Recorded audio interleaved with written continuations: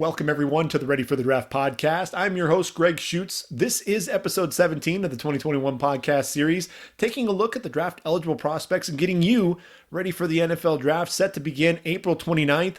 Pre-draft process in full swing, Senior Bowl, Mobile, Alabama, the entire draft community converging. They're in Mobile. Jim Nagy and company doing a tremendous job with the Reese's Senior Bowl. If you don't follow Jim Nagy on Twitter, what's wrong with you? You should be following him because he does a tremendous job, not just during Senior Bowl week, but the entire year, taking a look at guys from West Coast to East Coast, not just the Power 5 guys, not just the group of 5 guys, FCS, Division 2, Division 3. If you're good enough, Jim Nagy's going to find you and bring you to Mobile. And so we're actually going to talk about the Senior Bowl next podcast. Why? Well, it's episode 17. Let's get weird. And you're wondering, well, what exactly does that mean? Well, allow me to explain. So last podcast, episode 16, we took a look at the offensive side of the football, and we wanted to see if we could gauge and kind of guess the number of prospects that'll come off the board by position in the 2021 draft. And then we decided to take it a step further and really try to determine which players will come off the board in which round.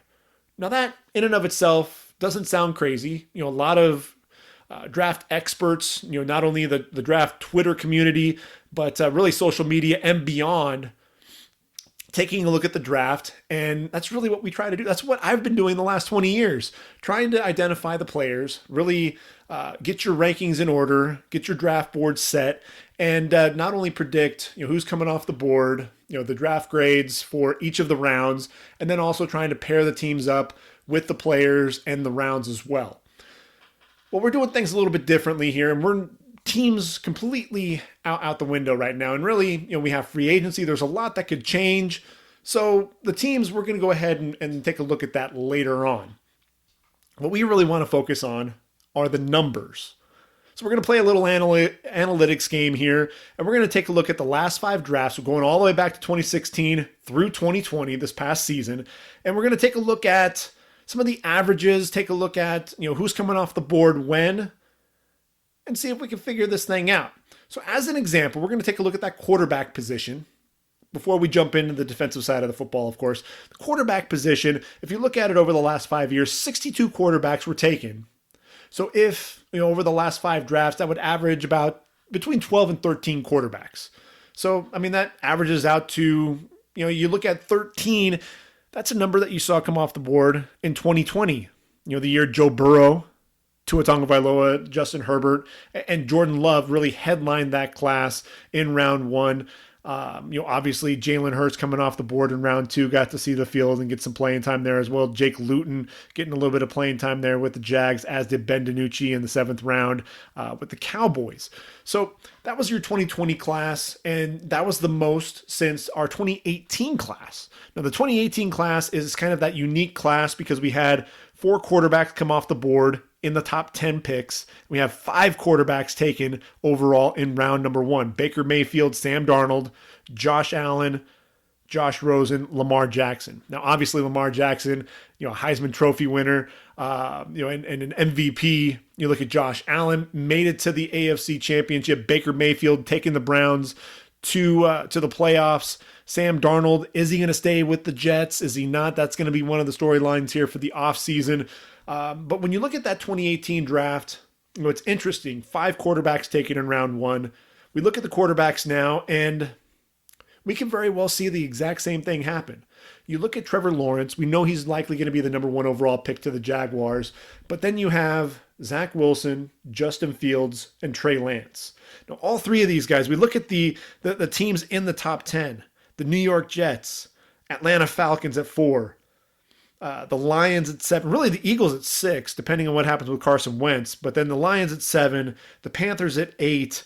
A lot of teams sitting right there. Even the 49ers at 12 could potentially trade up and look for a quarterback as well. So there's a good chance that we'll see all 4 of those quarterbacks come off the board in the top 10 picks. And I know I said I wasn't going to talk about the Senior Bowl, but Mac Jones was a stud in Mobile and really showcased some skills. And look, what's interesting about Mac Jones is he's not the biggest, not the most physically imposing, doesn't have a huge arm, but what he does have is the preparation. He has the mental fortitude, the football acumen, and does a tremendous job with throwing his receivers open, the touch, the ball placement, the accuracy.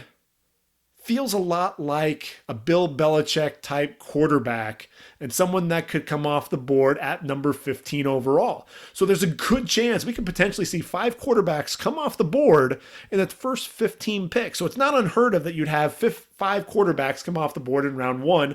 We just saw that just a couple of years ago. What's interesting with that draft is we didn't have a quarterback taken in round number 2 and just one quarterback taken in round 3, and that was Mason Rudolph. Now, here's the thing. Mason Rudolph and Kyle Trask, similar quarterbacks. I think there are a lot of comparisons between the two. You look at the arm strength and the questionable arm strength there between the two guys. But definitely guys that when you watch them play, the ability to, the pinpoint accuracy, you see some of the touch, their ability to play in a pro style offense. I'm looking at Kyle Trask. I see him as a 3rd round pick. So obviously right there, you've got 6 quarterbacks coming off the board in the first 2 days of the draft. Not unheard of. We actually saw that in 2016, 2017, and 2018. And then, the last 2 seasons, we've had 5 quarterbacks come off the board in the first 3 rounds. So that's kind of how we were breaking things down with the quarterback position. After that, Davis Mills, Kellen Mond, and Jamie Newman kind of fitting in there as well. So that's kind of how we were breaking down the quarterback position. And, it's going to be fun to kind of take a look at the defensive side of the football now and really dive into each of these positions. And we're going to start with the defensive end position. And what's interesting here, when you look at the defensive end position, a year ago, we had 24 defensive ends taken, led obviously by Chase Young. The 2nd overall pick going to the Redskins. Looks like a difference maker there for Washington. They're now the Washington football team. At the time, I believe he was still a Redskin, so I do apologize there. It's the Washington football team now. K'Lavon Chaisson was taken, with the 20th overall pick by the Jacksonville Jaguars. Those were the only 2 first-round picks at the defensive end position, but we still had 24 total defensive ends taken. That's the most since 2014 when we had 24 defensive ends. If you'll remember, that's the year that Jadeveon Clowney went number 1 overall. You had D Ford, DeMarcus Lawrence, Stephon Tuitt in that draft class. So just because you don't have very many defensive ends coming off the board in the first round doesn't mean you're not going to have necessarily a really strong draft class. So what I'm looking at here is over the course of the last 5 years, we've had 104 defensive ends taken. You're looking at roughly about 21 that you would see come off the board total. So that's kind of the average. But what I'm looking at here is we've got between 4 and 5 guys, possibly even 6 that can come off the board in round number 1. Now, obviously, Gregory Rousseau is the guy that everybody's talking about, and rightfully so. I mean, this is a kid as a redshirt freshman, 6'7", 265, bursts onto the scene there for the U. 54 total tackles for a defensive end, 19 and a half tackles for loss, but the 15 and a half sacks. Showed an impressive get-off, tremendous length, able to really use his long arms to his advantage, keep the blockers off of him, and then the ability to bend. A guy that size, able to bend coming off the edge, is really rare. But here's the deal. Just 1 year of production there, obviously as that redshirt freshman. He sat out 2020 due to the COVID-19 precautions, said he wanted to go ahead and get ready for the draft. And really the concern that you have there is okay, I only have one player, 1 year with this kid, and is he a guy that's going to be able to step onto the field right away? But I think, given if you're drafting for traits, I mean, you see the production in 1 year, Gregory Rousseau will be a first-round pick. I think, you also look at Kwity Paye, 6'4", 272 out of Michigan, and this dude, only had 4 games in 2020.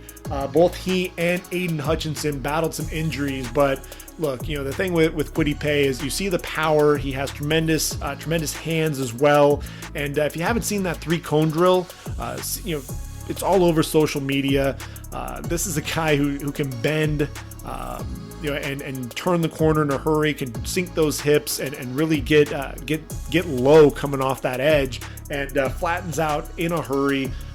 He's a guy that, look, he only has 11.5 sacks in 4 seasons with the Michigan Wolverines, but that doesn't mean that he's not effective getting after the quarterback. The QB hurries and his ability to just make plays behind the line of scrimmage. I think, to me, Kwity Paye is a guy that can push to potentially be that number 1 defensive end taken in this draft. Joseph Osai. This is a guy who I think just could continue to get better and better as the season progressed. 6'4", 253, the junior out of Texas. And this was a guy, look, when he came into the year, he was an outside linebacker. He was kind of moving to kind of almost a rush defensive end, play with his hand in the dirt, would also be a stand-up rush. Is he an outside linebacker? Is he an end? And really, I think he confirmed that he is a defensive end, and a guy that, the motor's always running, and a guy that just, I think at the beginning of the year, I was giving him a hard time. I watched some of his spin moves. It looked a little lazy, not all that crisp. And then next thing you know, you see this guy firing off the ball in a hurry. His ability to bend is ridiculous. The hand usage, look, this past season, 5.5 sacks, 15.5 tackles for loss, but that doesn't do it justice. If you watch that game against Oklahoma State, just burning Tevin Jenkins, an offensive tackle there for the Cowboys, who has a chance to be a first-round pick himself, just ran right around him and chased down Spencer Sanders, who's pretty athletic quarterback, chased him down, ultimately finished that game off. Texas beats Oklahoma State, and Joseph Osai, to me, is a guy that's going to be a late 1 on that defensive end.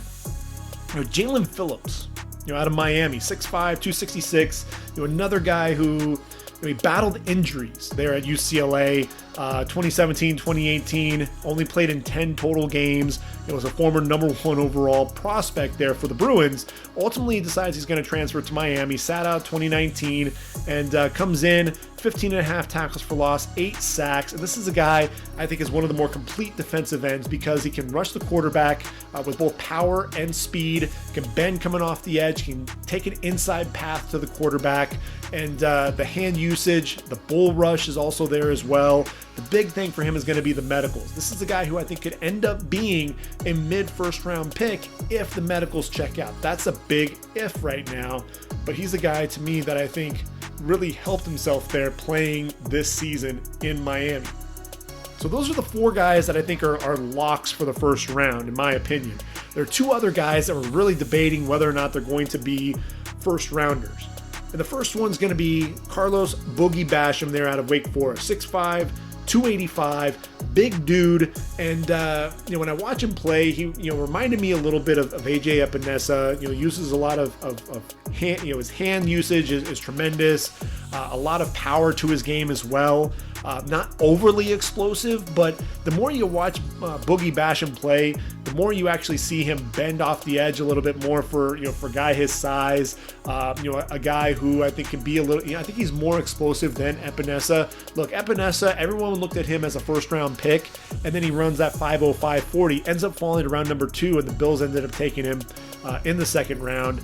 I think Boogie Basham's going to run, obviously sub 5, in my opinion. I think he'll probably run in the 4.8 range. Is that enough to get him into first round contention? I don't know, but, again, tremendous size and the production. Look, 35.5 tackles for loss, 19.5 sacks.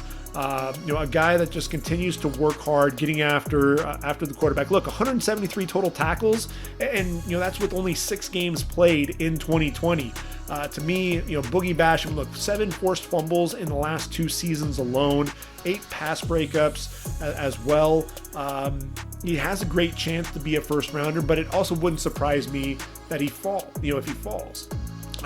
So he'll be one of those interesting guys, as is Joe Tryon out of Washington. Now, this is a guy who sat out 2020, 6'5", 262, was an outside linebacker there for the Huskies, but I could envision him being a 4-3 defensive end at the next level. And look, really in his first year of action as a starter, 8 sacks, 12.5 tackles for loss, a guy that, can get into someone's body. And, what I really, is really impressive with him is the hip flexibility, getting under that pad level, can really drive his man back into the quarterback, and has some nice rip moves to ultimately secure that edge and get after the passer.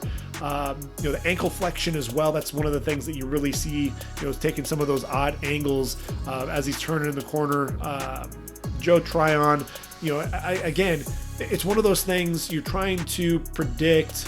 Some of these players who are sitting out an entire season, are they going to be ready for the NFL? And it's one of those things to where, would a team take a guy just based on that potential in the first round, or would you potentially look at taking the guy in round number 2?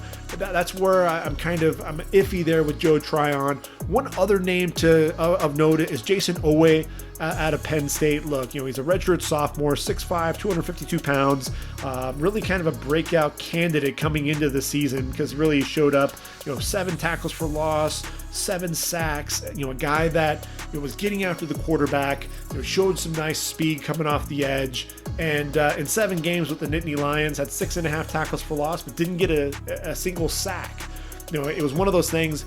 He's lined up on one side, Shaka Toney's lined up on the other, and so you're expecting one of the two of them to get home and get to the quarterback, and unfortunately Jason Owe just didn't have that. So really what you're looking at there is you're scouting for traits, you're scouting for potential more so than the production, and for me that scares me a little bit because, if you're talking about edge rushers, guys that should be getting home and should be getting to the quarterback, really making an impact, I can sit there and draft for traits all day long, but if you can't actually make an impact on the football field, that's really what worries me. I can draft athletes all day long, but if they don't have that fire, they can't actually get the job done there out on the football field, it doesn't make any sense. So to me, I think Jason Owe is ultimately a second-round pick. So end of the day, when we look at this over the last 5 years, you're looking at an average of about 3.6. So, all right, four defensive ends in the first round. We've got that there. So now you're looking at, I've got another 4 that will come off the board in round number 2. So when you're talking about that, you look at that and really, in 2016, 2017, we had 8 come off the board in the first 2 rounds. Last season, we just had 6. We did have 4 come off the board in round number 2. The one other guy that I was looking at for round 2 potential is Patrick Jones II. And look, this is a dude, he's a bad dude. He's 6'5", 260 there for Pitt. He and Rashad Weaver coming off the edge. I would have loved to have seen Jalen Twyman there in the middle, rushing from within and collapsing the pocket. That would have been a nice trio wreaking havoc there in the ACC, as it was. Patrick Jones II, 32 tackles for loss, 21.5 sacks, 5 forced fumbles, 4 pass breakups in his career, tremendous length, really a strong get off. Uses another guy with really excellent hand usage, good secondary moves, getting back to the inside to pressure the quarterback. But look, I said I wasn't going to talk about the Senior Bowl, but this was the guy who was matched up against Quinn Miners. And again, this is a guy from Wisconsin Whitewater, and they said, look, if you're a D3 guy, if you're good enough, Jim Nagy's going to find you. And this is a guy who absolutely buried Patrick Jones coming off the edge, just really drove him into the ground. Excellent rep there. And that's a big reason why Quinn was the offensive lineman of the week. And when you look at Patrick Jones, obviously that wasn't the best rep, but he's still an explosive playmaker coming off the edge. Is he a guy that's going to be a first-round talent? That remains to be seen, but definitely a guy that I think is going to come off the board no later than round number 2. So there we go. We've got our 8 there for the first 2 rounds. So how many for round number 3? Well, what's interesting is we've had no less than 3 taken, but in 3 of the last 5 years, we've had at least 5, and we had actually 6 taken in last year's draft. So when you look at that draft class, obviously Peyton Turner is a guy that's really intriguing. A guy that, he didn't always start for Houston, but he has tremendous length. He's 6'6", 270 pounds.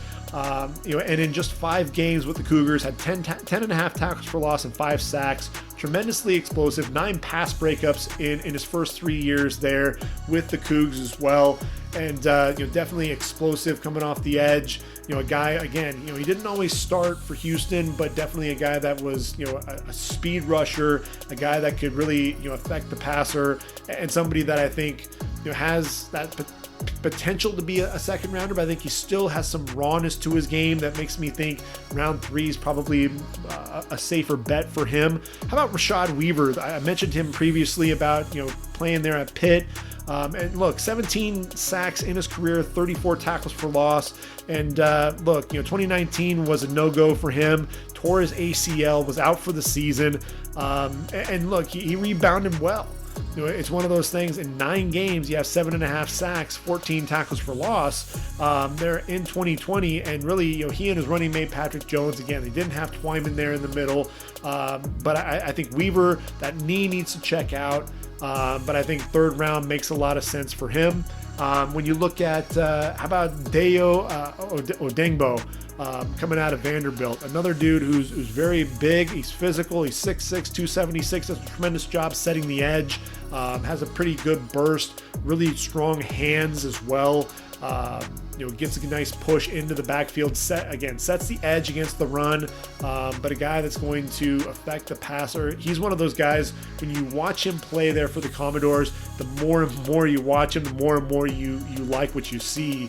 And so to me, he feels a lot like a guy that should come off the board in round number 2. And when I look at him, he kind of reminds me a little bit of Tano Passanio, a guy that came out of Villanova, similar size. A guy that he ultimately came off the board in round number 2, and similar athleticism. And so it's one of those things to where round 2, round 3, I think that makes a lot of sense. If we're just playing it by the numbers, I think Odengbo probably comes off the board in round number 3. I think Ronnie Perkins out of OU. Obviously, you've got some of the off-field things to check out with Perkins. But when he made it back to the lineup there in 2020 after sitting out the first 5 games, he was a difference maker. Now, if you don't know what happened off-field, he and Ramondre Stevenson, Trajan Bridges, a receiver there for the Sooners, they were busted, smoking marijuana, prior to the Peach Bowl. So they were suspended for the Peach Bowl and then the first 5 games of the year. And Ronnie Perkins, when he was there on the sideline for a game before he actually returned, and once he stepped onto the field, he played like his hair was on fire from the jump. And this is a guy, he's so explosive coming off the edge, uses his hands really well, bends well coming off, and that relentlessness coming after the football. Again, OU's defense changed when he made it into the lineup. It was one of those things, Nick Bonito started playing a lot better, and Perion Winfrey, the nose tackle, he suddenly seemed to really just have a more pep in his step, and Isaiah Thomas, who was really the MVP up front for OU, he started playing better. And once you had the guys in the front 7 playing better, then you had the back end playing better. Trey Brown, Trey Norwood, a couple of guys that we're going to be talking about here in a little bit. Ronnie Perkins, there was a lot that he meant a lot to that OU team. He's a little undersized, but definitely a guy that can come off the edge. I don't see him getting past round number 3, especially when you see the type of impact that he made there at OU. And one final guy that I'm looking at here, and that's going to be Ade Ogundeji out of Notre Dame. And really what I like about Ogundeji is, he's one of those guys, he doesn't look like he's going to be overly explosive when you see him hit the field. But look, he's 6'4", 268. He's still a physical specimen. You just don't anticipate him moving as well as he does. Had 6 sacks this past year, really his best year getting after the quarterback. 10.5 in all in his 3 years there for the Irish. And look, with Ogundeji, I think what was most impressive, there was a rep in a game where, the running back trying to bounce the football outside, he's able to get off the block, and the name of the running back slips my mind, but he was able to not only get off his block, but able to move laterally and beat the running back to the spot to the outside and able to drop that running back in space. Tremendous athleticism for a guy that size. And for me, I think that's one of the things when I look at round number 3 that makes a lot of sense. Get some of those athletic defensive ends, to go ahead and round out day 2. So if we have that right, that's 13 defensive ends taken in the first 3 rounds. So if that happens, that'd be the most since 2017. Now, 2017, that's a draft that we kind of want to forget, at least at the top of the draft. Outside of Myles Garrett, obviously going number 1 overall. So Myles Garrett still playing well for the Browns. But then you have Solomon Thomas, Derek Barnett play well for the Eagles, but Jonathan Allen for the Redskins, kind of an up and down career. Takaris McKinney, Tack McKinley. For the Falcons, really has struggled there, as has, Taco Charlton, who was taken number 28 overall by the Cowboys. Really an underwhelming draft class at the defensive end position. So we really hope that we get some more players out of this group if we get 13 coming off the board. But, that seems about right when we look at the numbers overall. If we move on to round number 4, I figure we're probably looking at about 3 defensive ends taken in this round. That's about the average over the last 5 years. And when you look at it, I think Taron Jackson out of Coastal Carolina really jumps off the board for me. When I look at him, he's 6'2", 260, so he doesn't have tremendous size, but the production is absolutely there. 42 tackles for loss, 24.5 sacks, 6 forced fumbles, a guy that has a motor that just does not quit. And even though he's undersized, he makes up for it with excellent leverage and a nice get off coming off the ball. Does a really good job with the stunts, getting inside and shooting past the guard and the center. To me, he's one of those guys that just feels like a 4th round pick. He feels a little bit like O'Shane Ximines coming out of Old Dominion. He actually came off the board in round 3, but I think Jackson comes off the board early day 3. I think that makes a lot of sense. How about Osa Odigizua? His brother Oamabe also came out of UCLA for the Giants. And I look at Osa, another guy who's undersized. He's 6'2", 279, but tremendous power. The power in his hands is off the charts. A guy that's going to rush off the edge, but really what you're looking at, they wanted to line him up inside as much as possible. And a guy that had that quick get off, the speed to power, and drive his man into the backfield, can set a really strong edge as well. And you really like that power out of Odigizua.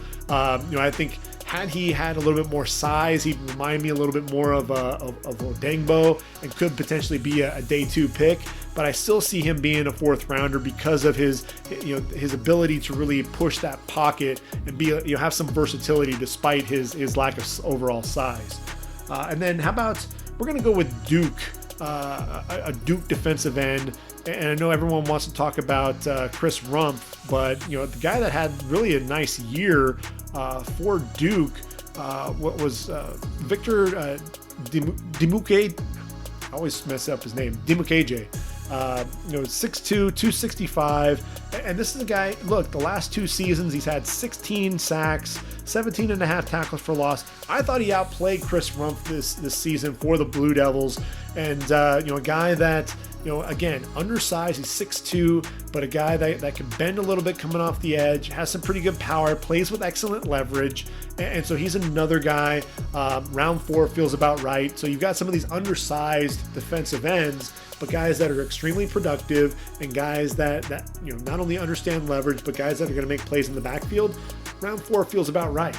When you look at round 5, I think when you look at that round, before we move on to round 5, round 4 was when we had DJ Wonnum come off the board for the Vikings this past season. Now, DJ Wonnum is one of those guys that had a tremendous year as a rookie for the defensive end. You look at round number 5, Alton Robinson, drafted by the Seahawks. He was I believe he was second in the league in sacks. So round 5, you could definitely find some of your edge rushers coming off the board. One of the guys that I'm looking at here is Malcolm Kuntz out of Buffalo. Missing his running mate, Taylor Riggins, but still had a tremendous year, bending the edge. And when I look at him, 6'3", 250, he's tall, he's athletic, played in only 6 games, but still made a tremendous impact for the Bulls, having 5 sacks on the year. He's athletic, bends well coming off the edge, really a speed rusher, plays a little upright at times, so that's going to get him into trouble, really kind of exposes himself. Needs to really drop those hips and coming off the ball and really keep that pad level low. But definitely a guy that I can see coming off the board round 5. How about Wyatt Hubert out of K-State? This is a dude, another guy that plays with his hair on fire, gets himself into trouble a little bit, gets some offsides, and not only that, but some personal foul penalties, unnecessary roughness, really some questionable calls, so you question the maturity. He's only a junior, but look, the intensity, that's one of the things, he's playing hard, whistle to whistle, 6'3", 270, had 8.5 sacks, on the year, and the year before that had 7 sacks, 20 in all for the Wildcats. And, Wyatt Hubert, he's just a fun guy to watch. He fires off the ball quickly. He bends well. Surprised to really get that soft edge, and when he flattens out in a hurry, and he gets to the quarterback much quicker than I think anyone anticipates. I'd really love to see how he times, because if he times well, we could potentially see his stock continue to climb. He's one of those guys that nobody's really talking about, and I'm kind of not sure why. How about Dalen Hayes out of Notre Dame? A guy that I don't think had the greatest year. I think he was overshadowed by Ogundeji and a lot of other guys on the defensive side of the football there for Notre Dame. But he's 6'3", 258, has a little bit of a burst coming off the edge, but wasn't overly productive. Battled some injuries there for the Irish as well. Just played in 3 games in 2019. I think that's probably why we're not going to see him come off the board any sooner than round number 5.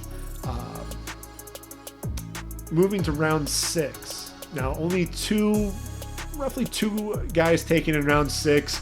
The last 2 drafts, we haven't had any come off the board in round number 6, but I'm trying to see what we can find here in round 6. How about Janarius Robertson out of Florida State?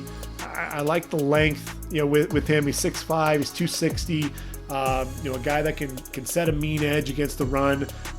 Tremendous effort chasing the football backside. He's just wildly inconsistent. You'll see him as a world beater rushing the quarterback, and then the next play he'll just completely get engulfed, just stand straight up off the ball, and offensive lineman has a huge target to lock onto. But he does do a really good job using his length to his advantage, especially playing the run. 20.5 tackles for loss. So he's a guy that does make a lot of plays behind the line of scrimmage. He was just so inconsistent that I wanted to see more out of him, out of number 11 for the Seminoles. I don't know if I could take him higher than round number 6. One other guy that I'm going to go ahead and throw out there for round 6. How about Chauncey Golston out of Iowa? This is a guy, he's 6'5", he's 270. He was a running mate for AJ Epinesa there, and a guy that just continues to work, continues to get after the quarterback. Had 5 pass breakups a season ago. Very intelligent football player, high IQ. Over 90 tackles in his last 2 seasons. 18 tackles for loss, 8.5 sacks. I like his size. I think he's a guy that is scheme versatile. I think he could be a 5 technique in an odd man front. Can also be a defensive end in a 43 defense. So I think because of that, he feels like he probably makes sense as a 6th rounder. And then we get into the 7th round. Jonathan Cooper out of Ohio State is a guy that I think was a little bit unheralded. Not a guy that a lot of people really wanted to talk about. He's 6'4", 257. But look, he showed off his athleticism there down the stretch for Ohio State, especially in the college football playoff, Big Ten championship as well, getting after Peyton Ramsey in Northwestern. A lot to like in terms of the hand usage, being physical, setting a strong edge against the run, tremendous effort getting after the quarterback. When I look at him and I look at that 7th round ranking, I look at a guy like Jonathan Garvin out of Miami, a guy that I think a lot of people were expecting him to come off the board sooner than round 7, but a guy that again was physical. Jayshon Cornell coming out of Ohio State as well. So I think Jonathan Cooper, really this was his year to kind of step up and take on that leadership role. I think he definitely did that. So I think he definitely deserves to be drafted. I just don't know that he's going to get drafted any higher than round number 7. I look at a couple of other guys. Malik Herring is a guy that a lot of people really like, and there is reason to be excited about the player. Look, he's 6'3", 280, and a guy that can come off the edge. Not overly productive there for Georgia, and a guy that he's hasn't played more than 10 games in a season there at, in UGA. And so he's one of those guys that I think could come off the board there in round 7. There's Joshua Kando out of Florida State. He's 6'7", 265, the junior. Another guy who, just left you wanting more. But I think because of his size, because of the potential, there's a chance that he may get drafted. But I'm going to actually lean toward Jaquan Bailey there out of Iowa State. Now, this is a guy that's a lot of fun to watch, in my opinion. He's 6'2", 261, so another guy who's undersized. Only played in 3 games in 2019, battled the injury bug, came back for a 5th year in 2020. And look, 44 tackles for loss, so a guy that knows how to get into the backfield, 25 sacks in his career, 13 pass breakups. So, not only is he, when he's not getting to the quarterback, he still understands the ability to get his hands up and make plays on the football. He's one of those guys. He does tend to get engulfed by the offensive tackle if he doesn't win off the ball. If he allows that offensive tackle to get his hands on him, he struggles to get off those blocks at times. But the production, I think, is going to ultimately win out, and I think he will get drafted in round number 7.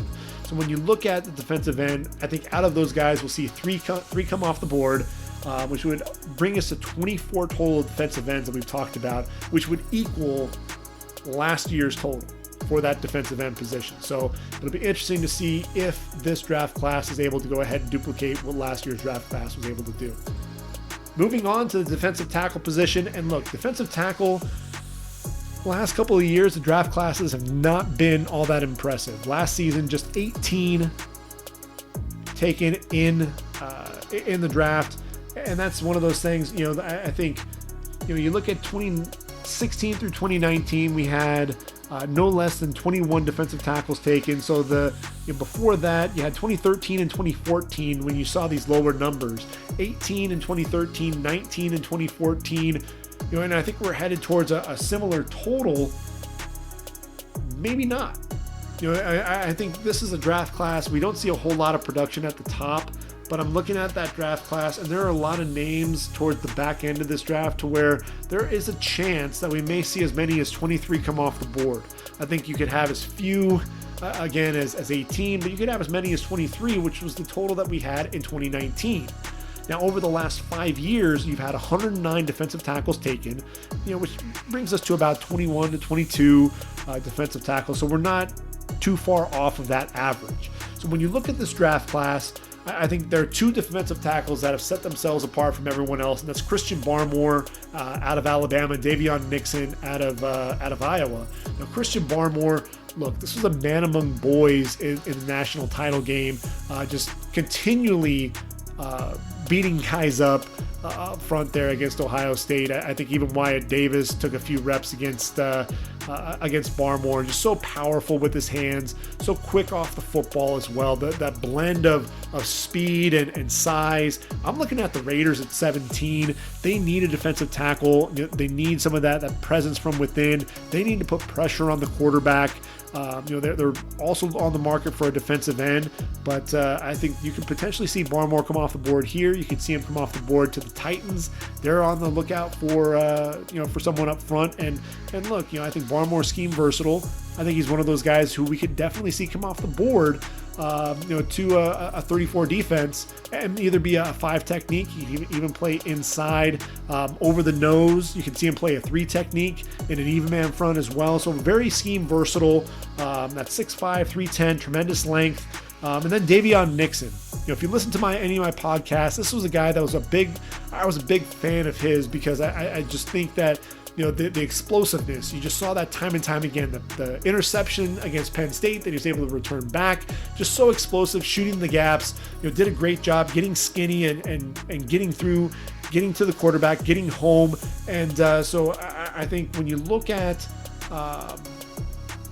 Davion Nixon, this past season, 13.5 tackles for loss and 5.5 sacks. So definitely a guy that knows how to get after the quarterback, and not to be outdone with Christian Barmore, obviously, 9.5 tackles for loss and 8 sacks at the defensive end position. And that's the thing. When you're talking about defensive tackles and you want to draft them in round number 1, they have to be able to put pressure on the quarterback. They just can't be one-dimensional against the run.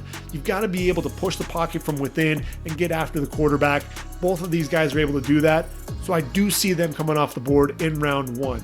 Do we see any other defensive tackles coming off the board in round 1? There's a potential for Levi Onwuzurike there for Washington. A lot of people like him. He's 6'3", 288, physical up front.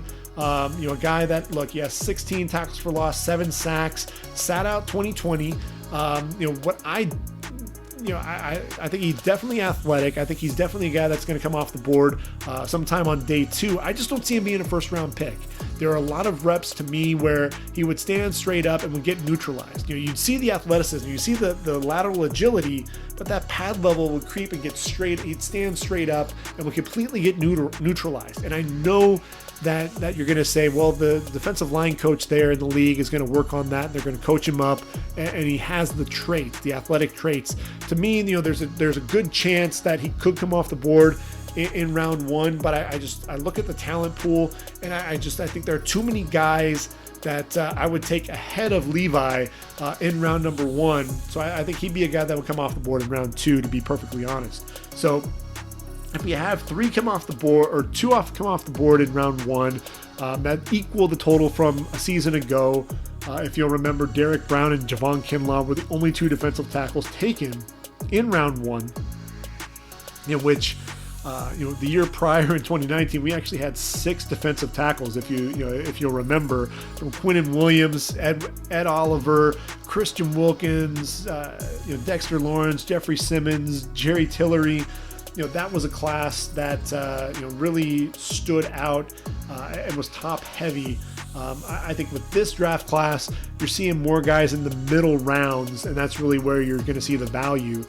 J. Tufele out of USC, I think is a second round pick. This is a guy, he showed some nice explosiveness. He's 6'3", 305. A guy who was able to picked up a fumble, returned it for a touchdown as a true freshman, showed off really good athleticism, taking off the field, down the field as well.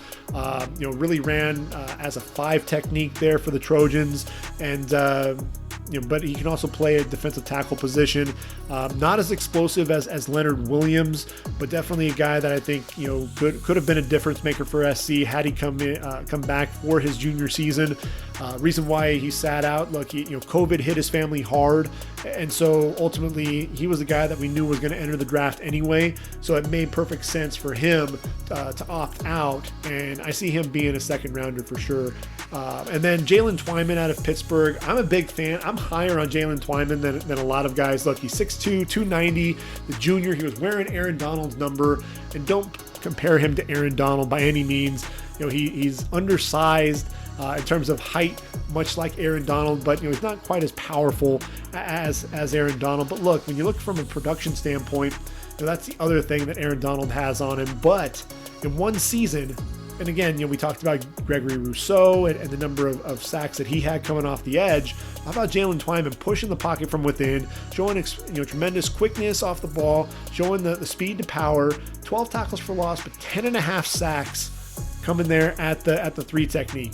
When I look at these undersized guys, I said it about Aaron Donald, that, you reminded me of Geno Atkins, and I look at Jalen Twyman, and yeah, Geno Atkins comes to mind yet again. Really an explosive guy coming off the football and can win from within. If you can collapse the pocket from within, then you're definitely going to win there. I think about Chris Jones and the impact that he's had there in KC. You want to have those guys that can collapse the pocket from within, and I think that Jalen Twyman can absolutely do that. When you get to round 3, Marvin Wilson out of Florida State. Everybody looking at Marvin Wilson, and they were expecting to see, this guy was a surefire first rounder, but the effort wasn't always there. I thought the motor ran hot and cold, would disappear at times. When he got a good burst off the football, he can explode by guys as a 3 technique, even line up over the nose. As a 5 technique, when they ran an on-mat in front, he was able to go ahead and get by the tackle at times. Really shooting inside, has a really nice rip move and a nice arm over as well. But there was a lot of tape where he would just get stood up, where he would get driven back off the football, and where he just wouldn't make an impact at all.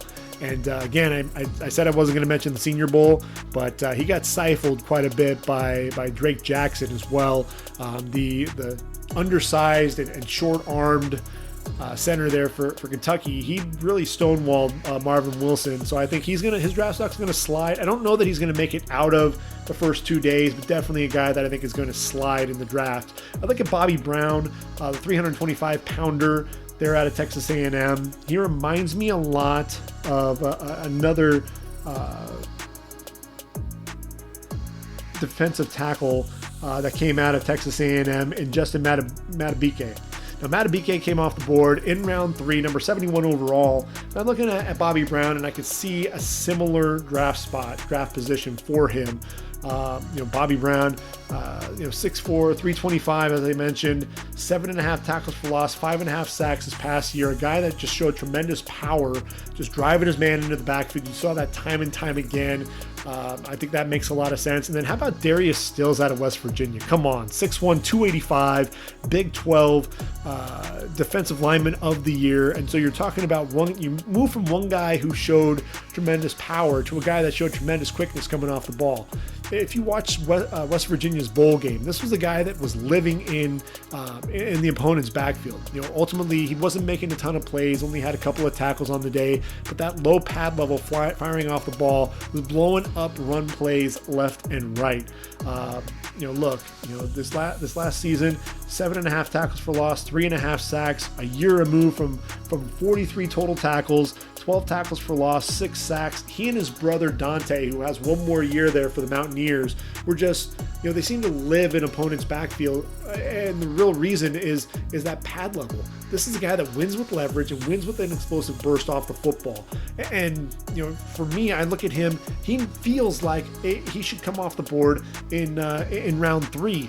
I actually, am kind of torn between the 3rd and 4th round for him. I think because he's undersized, he may come off the board in round 4. And he's one of those guys. He and Aleem McNeil are the two that I'm kind of debating. Which of these two guys is going to come off the board in round 3, and who's going to come off the board in round 4. Aleem McNeil played in just 6 games for the Wolfpack, but he's 6'2", 320 pounds. The junior, has 17.5 tackles for loss, 10 sacks in his career. So another guy that can definitely push the pocket from within, get after the quarterback. I think the production there, may end up winning out, and I think he'll end up coming off the board in round 3. Surely I think he will. Tommy Togiai, out of Ohio State, a guy that really got his chance this year, made the most of it. I think the 6'2", 300-pound junior showed that he can get after the quarterback a little bit, can be stout at the point of attack against the run as well. And then how about Kieris Tonga out of BYU, the guy that, he's 6'4", 321, a guy that can hold the point of attack, did a really good job. anchoring the middle of that defense, allowing those linebackers to make plays behind him. They had a lot of really athletic linebackers, from Max Tooley to Peyton Milgar, and Tonga, I think, was the guy in the middle though that was really disruptive, getting after the quarterback. And look, he had 5 pass breakups this year, so it did a really good job getting his hand in passing lanes as well. I think he's a guy that could be that 3rd or 4th round pick as well. So when we look at the draft class, traditionally,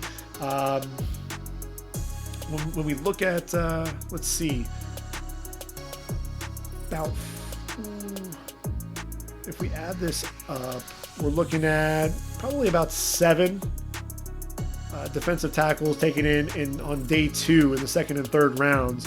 And what we have right now with our numbers, we're looking at 8, which would be the most since 2018. But it definitely feels like that's probably about accurate. I've already mentioned Darius Stills with our round 4. I think Tyler Shelvin, the big mammoth tackle there for LSU, sat out this past year, and he's one of those guys to me, he's 6'3", 346, and a run stuffer, not a guy that's going to get after the quarterback down after down. He's not a Dontari Poe, but he does take up a lot of space. He reminds me a little bit of Leki Fotu because he can get a push up the middle, just not the most explosive guy. I don't see him going any higher than round 4 because of that. And Marlon Tuipulotu there for USC, turned things on for the Trojans, especially at the beginning of the season, just continually showing that athleticism, really pushing the pocket, getting into the backfield, getting after the quarterback, making plays against the run as well. Did a really good job. If he was engaged, getting that outside arm free to still wrap up the running back, even though he was still engaged with his blocker. The explosiveness. Would have loved to have seen he and J2 Fele, what they could have done playing together there. But I think he won't get out of the 4th round. When we look at round 5, you're talking about probably roughly 3 defensive tackles taken.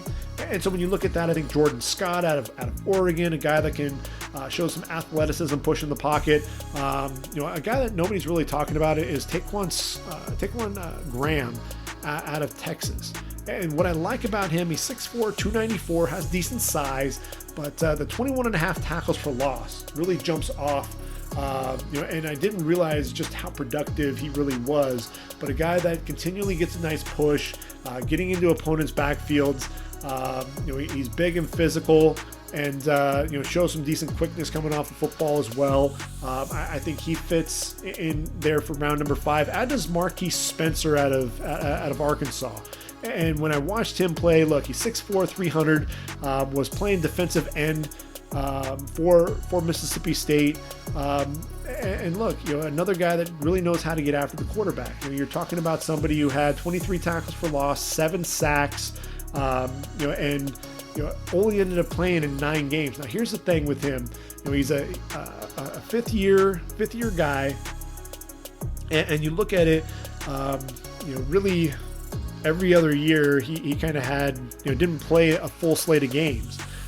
So in his freshman, his first junior year, he only played in 3 games in 2018, and then 2020, he failed to play in at least 10 games. So that's one of the things, the major red flag there. The production, the athleticism, absolutely there for Marquise Spencer, but I think some of those red flags are going to be from the injury standpoint.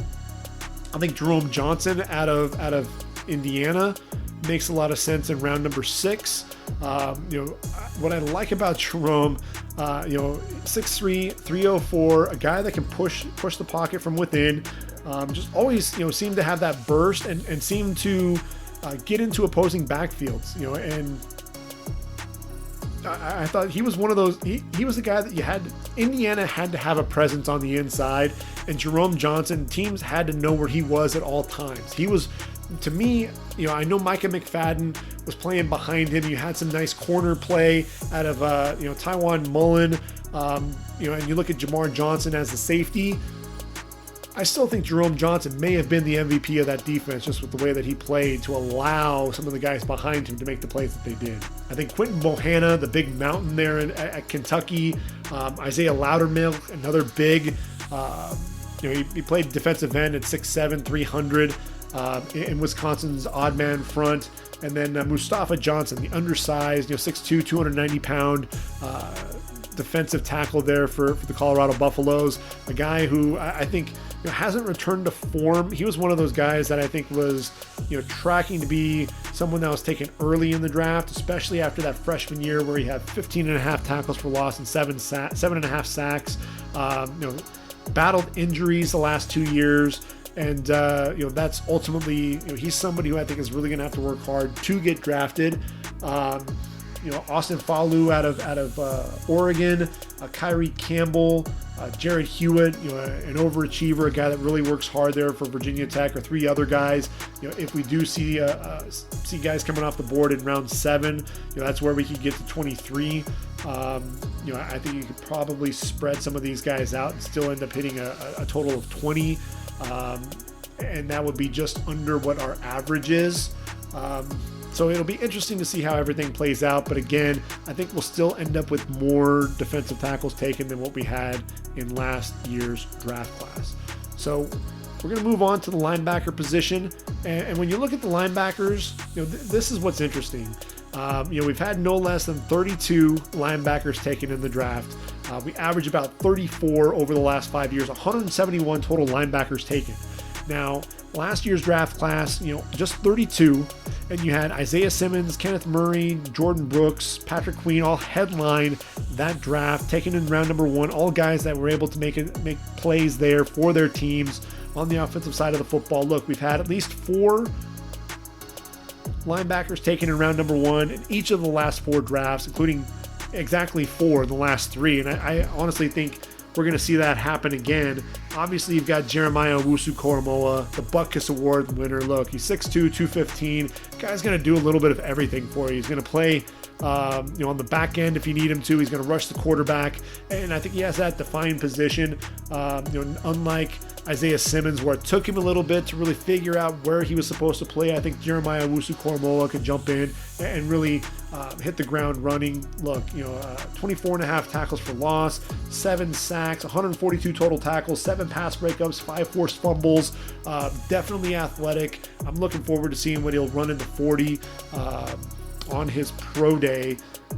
When you look at this, Zaven Collins, look, my favorite player in the entire draft, Bednarik Award winner and Nagurski Award winner, Defensive Player of the Year, 6'4", 260, and really, I thought that he was a breakout player last year, playing alongside Cooper Edmiston there in the middle, and ultimately in 2020, that was his year. 23 was all over the field. This was a dude, if you needed him to rush the quarterback, he's got you. If you want him to draw, to play sideline to sideline against the run, yeah, he's got you there too.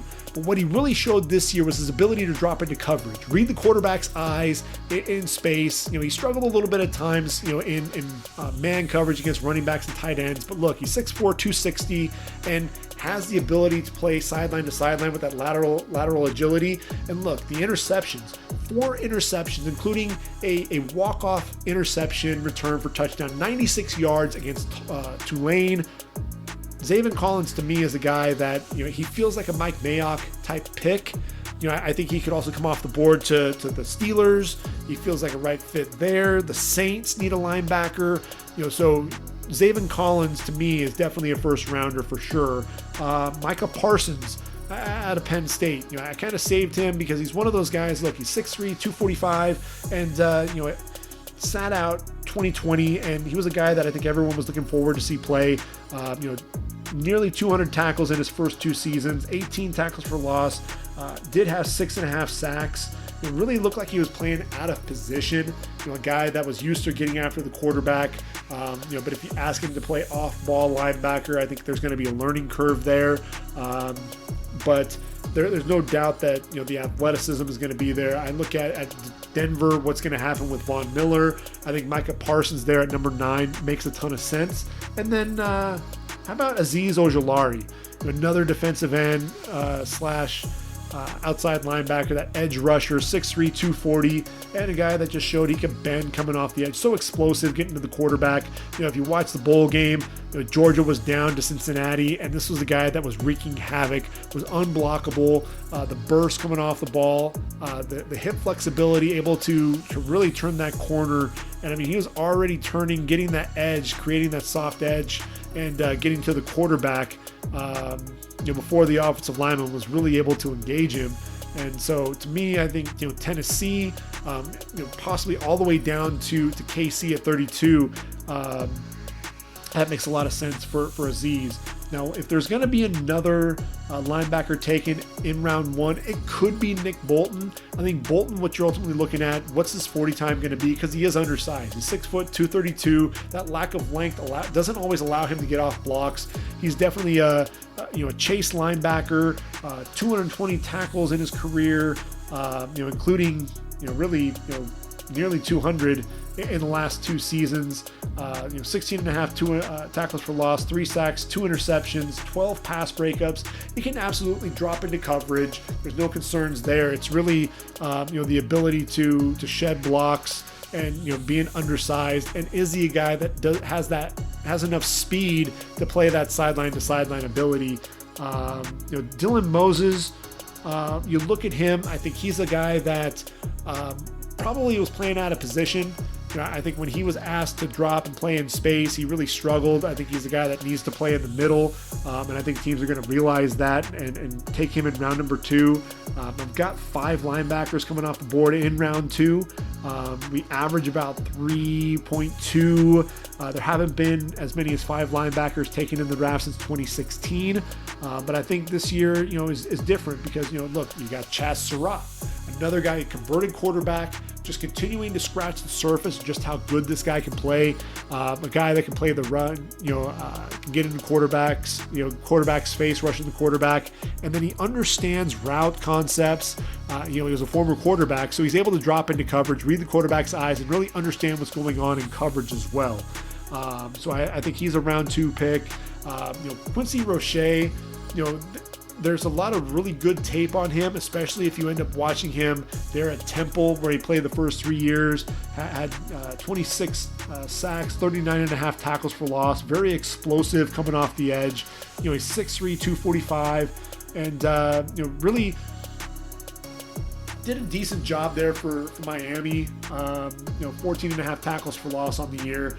This is a guy who I think showed the burst, showed his ability to get off blocks and get to the quarterback. In the Senior Bowl, he had a really good rep against Alex Leatherwood, beat him out of the stance, and really, the hand placement there for Alex, was really off. Didn't match the feet, and ultimately Quincy Roche ran around him. But Roche can get engulfed at times, which is why I think he's going to play in space.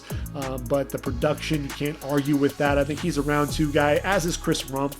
I think Chris Rumpf didn't have the greatest year in 2020, but still a guy who's going to be an edge rusher. He's a little undersized, but again, get him in space, allow him to rush the quarterback coming off the edge, and you'll be just fine. So I think 9 linebackers, it's a little bit higher than the average. You're looking at about 7 over the first 2 rounds.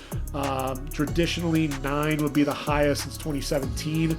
And then you could have as many as 6 come off the board in round 3. And so I think Pete Werner, he's an athletic linebacker, guy that looks, plays like a safety at times with the range and mobility, can play a lot of positions. Jabril Cox, guy, all he does is return pick sixes. I think he has like 4 or 5 in his career between North Dakota State and LSU. Very athletic linebacker. To me, he makes a lot of sense in round 3. Barrett Browning is another guy.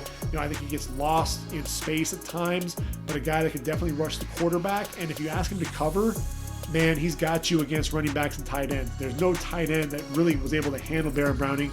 Both he and Pete Werner were even covering guys out on the outside, which allowed Ohio State to really be versatile there at that linebacker position.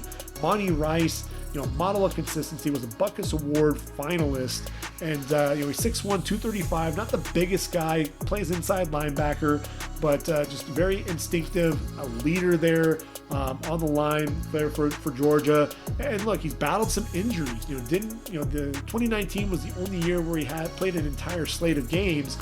So on one hand, you'd say, well, he might have some fresher legs, but the injury concerns are definitely a red flag. I don't see Monty Rice going any higher than round 3. How about Shaka Toney, defensive end, getting after the quarterback, bending, coming off the edge, 6'3", 252. Could potentially be a defensive end. I'd like to see him play in space a little bit, though. I love the 20 sacks, the 20 and a half tackles for loss. Has a nose for the football, 4 pass breakups, 4 forced fumbles. I think he's an edge rusher that can come off the board there. And then Tony Fields, was a 3-year starter there for the Arizona Wildcats, led the team in tackles, moves to West Virginia, was absolutely explosive, coming downhill, 6'1", 220 pounds, had 88 tackles in just 9 games there for the Mountaineers. He's a guy that I think can come off the board in round 3. So if you're doing your math there, that's 15 linebackers taken in the first 3 rounds. Not unheard of. Last year's draft we had 13. 2019, 13. So really it was 2017 the last time that we actually saw 15 linebackers taken. But it's not unheard of, and I think there's a good chance it'll happen again. Riley Cole, moving on to day 3. Riley Cole out of South Alabama, inside linebacker there. I think this is a guy extremely productive there for the Jaguars. He comes off the board in round 4. Grant Stewart there for Houston. This is a guy who was converted safety. The linebacker makes plays all over the field. Rayshard Ashby, kind of an undersized linebacker, but a guy that makes a ton of plays. I'm a big fan of his. I think he's a guy that just is an interesting pick. A guy that I was kind of surprised when he decided that he was going to go ahead and enter the draft. But again, definitely athletic. He's 5'10", 237 pounds, 34 tackles for loss, 10 sacks at that linebacker position to go along with 293 tackles, back-to-back 100-yard tackle seasons in 2018 and 2019. He's going to be a guy to watch, could potentially move up draft boards, potentially into that round number 3 category. I think Buddy Johnson and Justin Hilliard are 2 other guys that can come off the board in round 4. I think Buddy Johnson was the guy that was really playing sideline to sideline effort there for Texas A&M. And look, Justin Hilliard's a guy that's really coming into his own. This was a guy who was at the top of the heap, I think, in terms of special teams play, but really got a chance. Baron Browning coming down to injury, really got a chance to play down the stretch, and a guy that can get after the quarterback. He showed he can play in space, can play the run as well. So he's one of those guys who can be a 3-down linebacker, and I think he'll be a better pro than he was a collegiate player just because of the guys that were around him. So that's 5 guys for round 4, which is about right. Round 5, average about 5.8. 2019, we actually had 11 linebackers taken here. I've got 6 penciled in right now. Hamilcar Rashed, 1 year removed from just a dominant performance coming off the football. And then this year, I think he really struggled. Look, 6'4", 235, 22 and a half tackles for loss, 14 sacks. And then shows up, and I guess they forgot to tell him that Pac-12 play had started. Just 23 tackles on the year, 2 tackles for loss, no sacks, and a guy that I thought struggled to set the edge against the run. To me, he's one of those guys who was really underwhelming. Cam McGrone, I would have loved to see him come back to Michigan for 1 more year. Definitely an athletic kid, a guy that can play downhill, can drop into coverage a little bit. He's 6'1", 236. To me, I think round 5, round 6 probably feels about right for him. KJ Britt, battled some injuries, but this is another inside linebacker, no nonsense guy, big hitter. Jacoby Stevens, LSU, 6'2", 230, played on the back end as a safety. I think he's more adept as a linebacker at the next level. How about Derek Barnes out of Purdue? Converted defensive end, and look, this is a dude. He's one of my favorites in this draft class, and here's why. Just a guy that has a nose for the football. You'll ask him to do a variety of things, and he just seems to always seem to make plays and do whatever was asked of him. And I think that's one of the things that really jumped off for me. 6'1", 245 pounds. And again, a season ago, had 7.5 sacks and 11 tackles for loss for Purdue. A year before that, as a linebacker, had 92 tackles. Was playing outside linebacker, inside linebacker. Was playing inside, really middle linebacker in 2020. And I just love the instincts. I love the way that this kid plays. And I think he's just a high effort guy. I think, those linebackers there out of Purdue, I was higher on Marcus Bailey than ultimately the league was. He ended up coming off the board in round 7. So Barnes could come off the board in round 7 as well. But I'm going to keep him here at round 5 for right now. And then Charles Snowden, kind of a do-everything, 6'7", outside linebacker. A guy that you worry sometimes about, can he bend? Can he play in space a little bit? But I think round 5 feels about right for him. Patty Fisher, Grant Wallow, a couple of guys that at that linebacker position. Patty Fisher, had 2 back-to-back years to start out his career at Northwestern with over 100 tackles. Finishes his career with 401 career tackles, 10 pass breakups, 10 forced fumbles, has a tremendous nose for the football at 6'4", 240. And then Grant Wallow, look, 6'2", 230. Reminds me a lot of Ty Summers, who was getting a lot of playing time there for the Packers. 32.5 tackles for loss, 8.5 sacks, 295 tackles, including 125 in 2019. Another guy, just a nose for the football. These are 2 intelligent football players. Could come off the board in round 7, but I have him penciled in round 6. David Curry out of Georgia Tech, another guy who I think is a baller, a guy that can definitely make some plays there for you. Makes a lot of sense there in round 6. As I look at this group, if I'm going to take a guy that is from a lower level school, how about Chris Garrett out of Concordia? 6'4", 245 pounds. And didn't play in 2020, mind you, but he still was able to rack up 36.5 sacks and 48.5 tackles for loss. I mean, when you look at the numbers just kind of jump off, and they're pretty staggering when you look at this. Had 14.5 sacks in 2019, 16.5 sacks in 2018. A guy that's just really explosive coming off the ball. And relentless, getting after the quarterback. Look.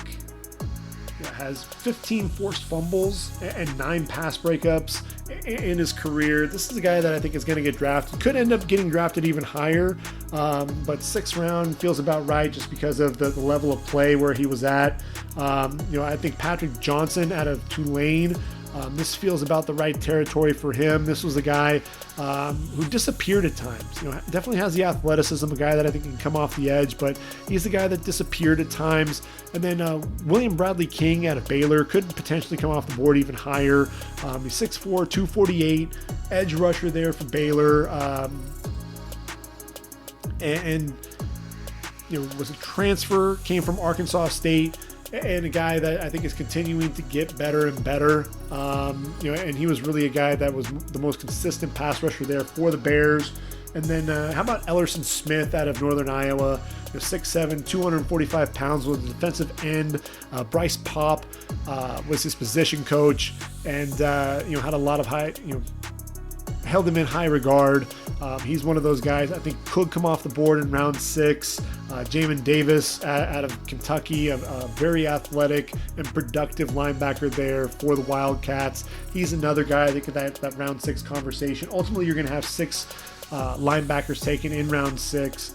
Average is about 5.8, so it makes a lot of sense there. And then 5 linebackers in round 7. How about Isaiah McDuffie and Max Richardson, the 2 Boston College linebackers? Both of these guys, were the leaders in tackles. Max Richardson had 99 tackles in 11 games, and his counterpart there, his running mate in Isaiah McDuffie. If you'll bear with me as I try to find him in my notes. lost him. But what you loved about him was the just instinctive play, his ability to get after the football. Really, both of those guys. What I loved about Isaiah McDuffie was his the instincts, and I think that's what you really see out of a lot of the Boston College linebackers. Look, Matt Milano was a Boston College linebacker, and he wasn't drafted until the 5th round. And when you look at him from a production standpoint, you're like, oh, it was just not anything overly impressive, but a guy that ultimately he was just a good football player. And at the end of the day, it doesn't really matter where you get drafted. At the end of the day, what can you do out on the football field? And Isaiah McDuffie, look, he's 6'1", 224 pounds, 107 tackles in those 11 games, 6.5 tackles for loss, 3 sacks, a volume tackler. Definitely had a nose for the football. If you wanted to just compare what he did and what Max did to Matt Milano, look, Matt Milano was 6'1", 221 pounds. He was 163rd overall pick of the Buffalo Bills in 2017. In his career, 140 tackles. Now here's the big key: 32.5 tackles for loss and 14 sacks during that time frame. So when you look at that and you compare it to a guy like Isaiah McDuffie, McDuffie battled some injuries, and that's really going to be his biggest issue. And I think that's why he may get drafted late, on day 3. But still, 230 tackles, 15.5 sacks, 15.5 tackles for loss, 8.5 sacks. So I think he does get drafted, but again, not until round 7. Tough Borland, a guy that played strong in the middle there for Ohio State, and Jordan Smith, a pass rusher there for UAB. Really a raw, he's 6'7" as a rush end. There for the Blazers, but definitely a guy that has some potential. I think that rawness is what would prevent him from getting drafted any higher given this draft class. And then Jamar Watson, another guy there for Kentucky. He and Jamin Davis. What I love about Jamar Watson was the production getting after the quarterback. I think he and Jamin Davis kind of traded off in terms of the explosive plays there for the Wildcats. But they were definitely the guys that were the leaders there at the linebacker position for them. Watson, a year removed. Well, let's see. The last 2 years, 21.5 tackles for loss and 11.5 sacks. So a guy that definitely was looking to get into the backfield. Not much of a volume tackler per se, but definitely a guy that was going to make plays around the line of scrimmage, the splash plays. Jamin Davis, another guy with really good size, 6'4", 234, had 102 tackles, so he was more of the volume tackle guy.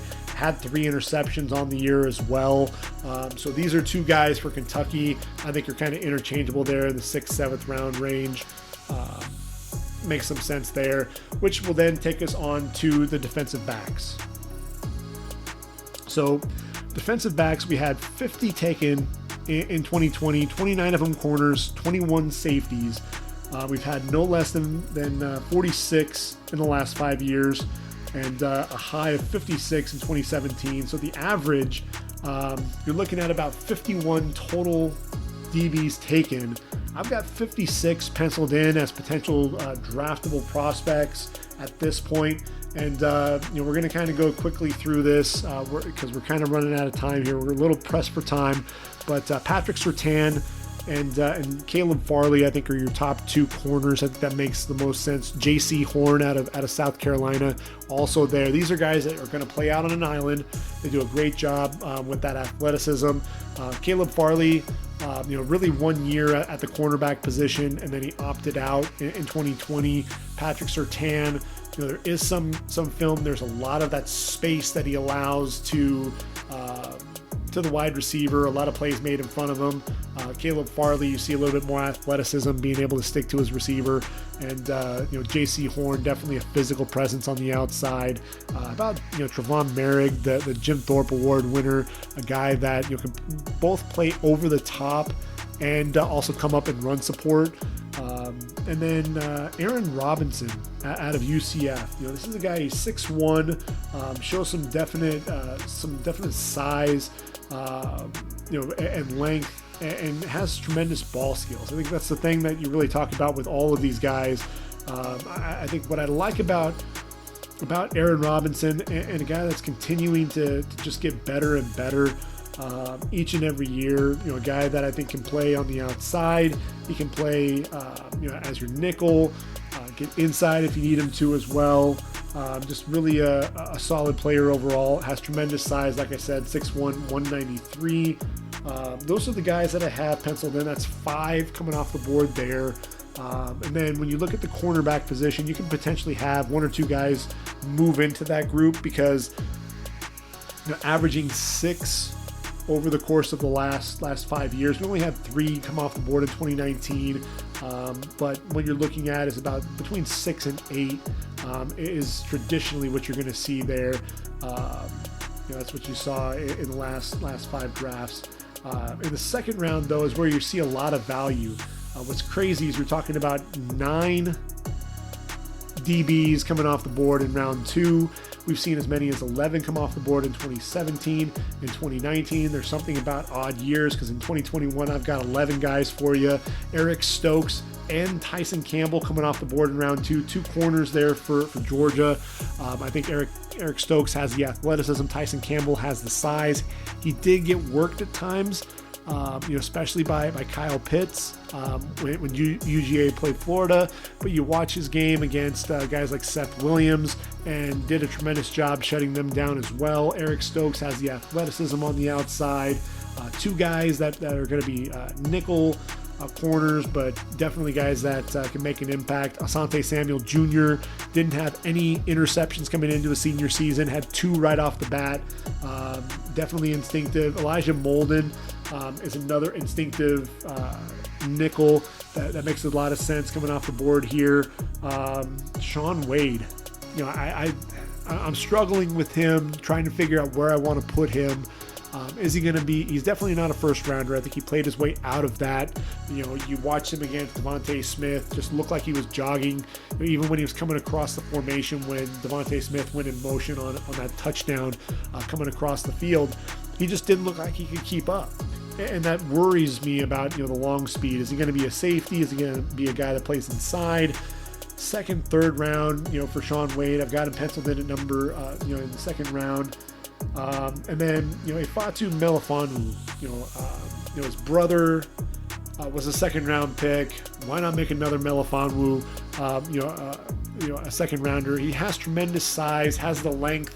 When he locks onto a receiver, a guy's not getting by him. He uses his hands to his advantage, very physical presence. What I worry about is his ability to sink his hips and be able to move laterally. That's really the worry that I have for him. That's really the worry that you have about a lot of the bigger corners. And that was one of the things that happened against Trevon Grimes at the Senior Bowl. Was Grimes using his a couple of quick moves there and shot to the inside, and Melifonwu ended up going down. So that's a little troublesome, a little worrisome. But I think the athletic skills are going to outweigh things, and he'll be a second rounder for sure. At the safety position, look, Andre Sisco is a guy. There is some talk about him in the first round. I think he's going to be a second rounder. This is a guy that, look, he's going to, there is some physicality to his game. He's 6 foot 209, but he's going to be a back end defender. 13 interceptions in his career, 14 pass breakups. This is a guy. He's your center fielder. He's your guy that understands angles, takes great angles to the football. Speaking of angles to the football, how about Talanoa Hufanga out of USC, 6'1", 215, the junior. He was a heat-seeking missile for the first 2 years, played with reckless abandon, had no regard for his body, would throw himself all over the field. This year, he was a lot more calculated. And when you watched him play, he was able to rush the quarterback coming off the edge, was able to play the run, and it was dropping into coverage. Had 4 interceptions on the year. A guy that, every time USC needed a big play, number 15 was right there. I think Hufanga, to me, shouldn't get out of the second round. Another guy who, people were kind of knocking him a little bit they were moving him down on their draft boards for some reason. But he was a Thorpe Award finalist for a reason, and that's Richie Grant, Central Florida, 6 foot, 194, a guy that can play over the top. And he has 10 interceptions in his career, including 6 as a sophomore, 17 pass breakups, including 8 as a junior, 290 tackles, including 108 as a sophomore. And, he can even, make some plays behind the line of scrimmage, 11 and a half tackles for loss. Oh, he also had 5 forced fumbles as well. A guy that he's not just a back end safety. He's a guy that can also play in the box. He's very versatile. I think, he reminds me a lot of Antoine Winfield. Because he can play all over the field and do a lot of things right. I think he's the guy, if there's going to be a sleeper safety that's going to be taken in round number 1, it should be Richie Grant. Javon Holland, everybody's fallen in love with him. I've kind of moved him down on my draft board. To me, he kind of almost feels like he'd be an inside corner. A guy that has tremendous punt return ability, 15.3 yards per return as a sophomore. I think everyone looks at the 9 interceptions and 10 pass breakups, has tremendous ball skills. There's no doubt about that. But I think, being able to, he's more of a back end guy to me. I don't think he's going to be the most physical safety by any stretch of the of the imagination. Hamza Nazaruddin, this is a guy I wish he would have been able to play and get more playing time this past season. Tremendous length, 6'4", 220 pounds, had 192 tackles in the last in 2018 and 2019. Had just played in just 2 games this year, but a guy who has tremendous range and athleticism. And for me, he's one of those guys. There isn't a ton of stiffness in those hips either. So, very fluid athlete for a guy his size. That's our 11 there in round 2. In round 3, we've got 8 coming off the board. I like Rodarius Williams there for Oklahoma State, a guy I think I want to say the completion percentage against him, just off the top of my head, I believe was 27%. A guy who used the sideline to his ability or to his advantage, and just understood the ball skills. 27 pass breakups, and this was a guy. Look, they didn't really throw his way. He had 2 interceptions in 2018. And had 18 pass breakups during those first 2 years. And they really stayed away from his side. Whenever you went after Rodarius Williams, you knew that you were getting yourself into trouble. He's the guy that could potentially, he can go as early as round 1, but I think he can come off the board round 3. Paulson Adebo, everyone remembers the tremendous redshirt freshman year, was awesome. And, I think he got exposed. He was one of those guys to where teams figured him out, knew, this is a converted receiver, still needed to work on some of the ball skills, needed to, he had the ball skills and understood the route running, but, would struggle, I think with some of his transitions. I think he would struggle trying to jam a guy off the football, a lot of plays made in front of him, and really wanted to take advantage of his athleticism, thought that, he'd be a little bit overconfident. Still ended up with 8 interceptions, 27 pass breakups, but gave up a lot of yards in that second year there at Stanford. Sat out this past season. A guy who I thought had the potential to be a first rounder. Now, to me, he's a borderline second, late day 2 or early day 3 guy. But we're going to pencil him in here at round 3. I think Richard LeCount, a veteran presence there in the secondary for Georgia. Number 2, you knew he was always around the football, could make some big plays and some big hits on the ball. I think both of Pitt's safeties are going to come off the board in round 3. And so you're talking about Damar Hamlin, 6'1", 195 pounds, tremendous cover skills, 6 interceptions, 21 pass breakups to go along with 275 tackles. And I think he's the guy that people aren't really talking about. They want to talk about Paris Ford, the 6 foot, 190 pound junior, a year removed from, 90 tackles, 3 interceptions, 9 pass breakups. But a guy, to me, I watch him in coverage. He struggles at times, isn't going to be a physical presence coming downhill per se. I think, to me, when I look at the versatility of Damar Hamlin, and his ability to get out and cover guys, I think that's where, to me, I would draft Damar Hamlin ahead of Paris Ford. I think Shamar Jean-Charles out of Appalachian State, 16 pass breakups this past season. To me, he's one of those underrated prospects that can come off the board there. I think Sean Davis out of Florida is a physical safety, physical presence there on the back end of the defense. I think he makes sense, as does Ardarius Washington. He's undersized. He's only 5'8", 178 pounds there for TCU, but the redshirt sophomore, another playmaker. Look, had 5 interceptions in 2019. Definitely has those ball skills. Learned quite a bit playing alongside Trevin Merrick as well. I think he has a chance to be a third rounder as well. So when you look at it, you're talking about I had 16 in the first 2 rounds, then another 8 in round 3. So that's 24 guys coming off the board. And if we look at the average, you're averaging about 22. So I'm not too far off what the average was over the first 2 days of the draft over the last 5 years. I think when you look at round 4, 9. That's what I have penciled in, and we had 9 defensive backs come off the board in 3 of the last 5 years. I think Reed Blankenship, Trill Williams at the safety position, Caden Stearns. To me, I don't see him as a day 1 or day 2 pick. I think both of Missouri's safeties, physical presence, guys that can drop into coverage a little bit as well. Joshua Bledsoe and Tyree Gillespie, they're coming off the board in round 4. Israel Mukawamu, I think there's some really good tape on him because, and it's, look, he's 6'4", 205, and everyone wants to fall in love with the length, but I've seen this guy get turned around quite a bit, and that's the part that worries me. Yes, he had 4 interceptions in 2019 to go along with the 9 pass breakups, but man, this guy got picked on at times, especially against some of the top route runners. So I worry about him. So that's why, in terms of where he's going to be, I think he'll be a late 4th round pick. Rashad Wildgoose, he was one of the better corners there in the Big Ten. Same with Ambry Thomas. He sat out the 2020 season, showed up at the Senior Bowl a little bit heavier, put some pounds on him. He was really lean, and kind of slight there when he was playing at Michigan. The other thing too, I thought that teams picked on him at times. Michigan, their corners are really handsy.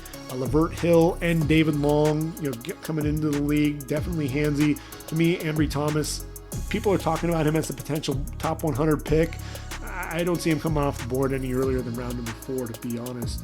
And then Trey Brown. This is a guy, he was voted as the DB of the week there at the Senior Bowl. Really happy for Trey Brown for the Sooners. He's 5'10", 186 pounds, probably going to play inside.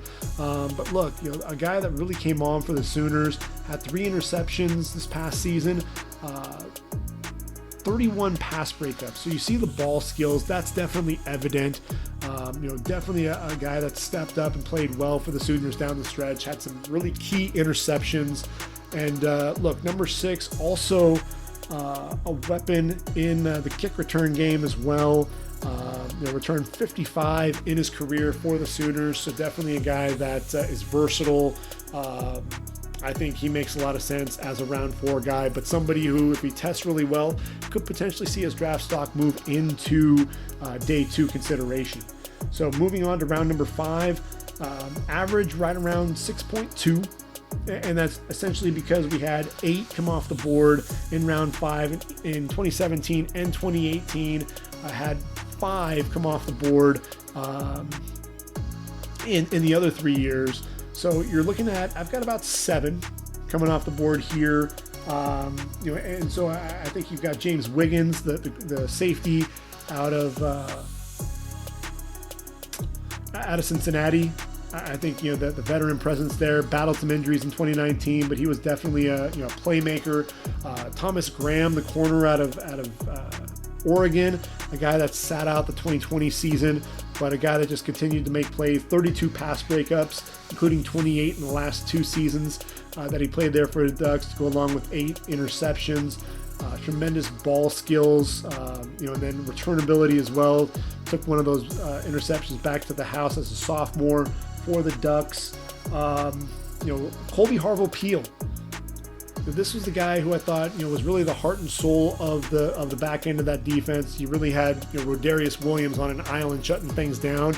But, when you look at Colby Harville-Peel, a guy that was kind of a converted linebacker, but definitely showed tremendous range. He's 6 foot, 210 pounds, and 17 pass breakups, 7 interceptions, including 5 as a sophomore in 2019.